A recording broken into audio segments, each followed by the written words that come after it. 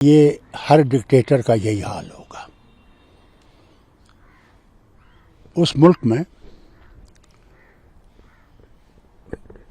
بچوں کے ساتھ ناانصافی ہو رہی تھی. آخرکار بچوں نے ایک مہم چلا دی جس سے کہ کوئی کنٹرول نہیں کر سکتا تھا. نہ ان کی فوج کنٹرول کر سکتی تھی، نہ کوئی کنٹرول کر سکتی. یہ لیسن ہے نہ صرف بنگلہ دیش کے لیے بلکہ ہر ایک ڈکٹیٹر کے لیے. لوگ ہیں وہ صبر کر سکتے ہیں مگر ایک وقت آئے گا جبکہ وہ صبر کا پیالہ جو ہے وہ اچھل جائے گا. اگر ہم لوگ پڑوسیوں کے ساتھ نیک سلوک نہیں کریں گے اور ہم سب سے بڑے ملک ہیں تو پھر یاد رکھیے گا کہ ہمارے لیے خطرات ہر طرف ہیں. یہ ہر ڈکٹیٹر کا یہی حال ہوگا. اس ملک میں بچوں کے ساتھ ناانصافی ہو رہی تھی اور ویسے بھی ملک میں بہت وقت سے بنگلہ دیش میں یہ لگ رہا تھا کہ حالت ٹھیک نہیں ہے. حالت ٹھیک نہیں ہے اور وہاں پہ انریسٹ بہت ہے. ایک تو اکنامی کافی ڈاؤن تھی. اکانومی کے ساتھ ساتھ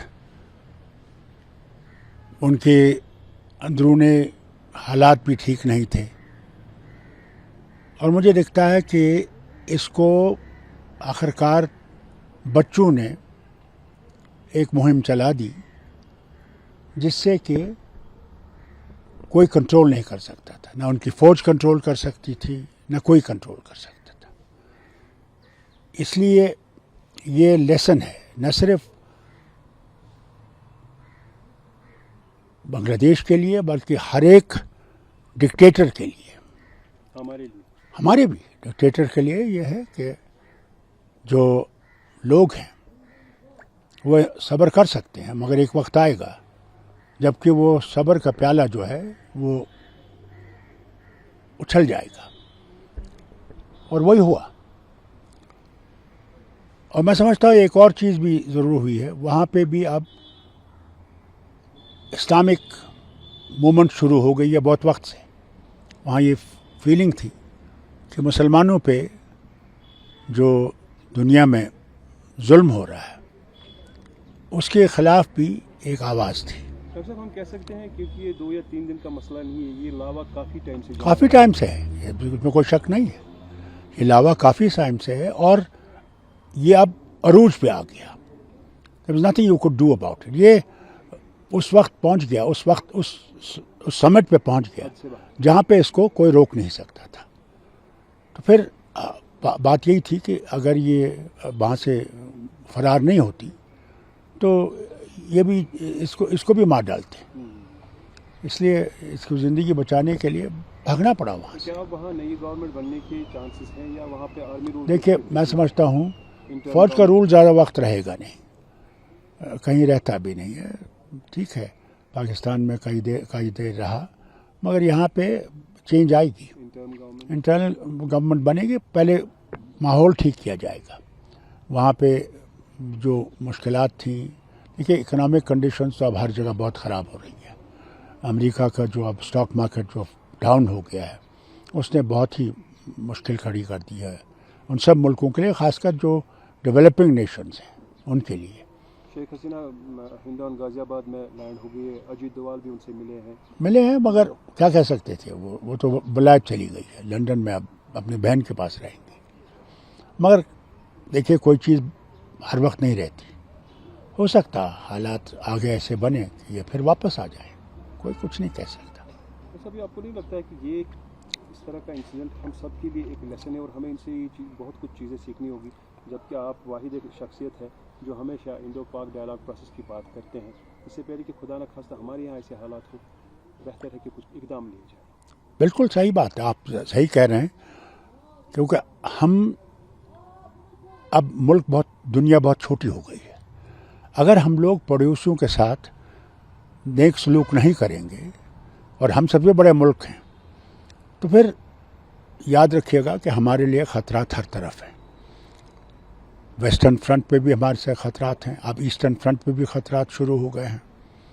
नेपाल के साथ भी हमारे कोई ज़्यादा हालात ठीक नहीं हैं।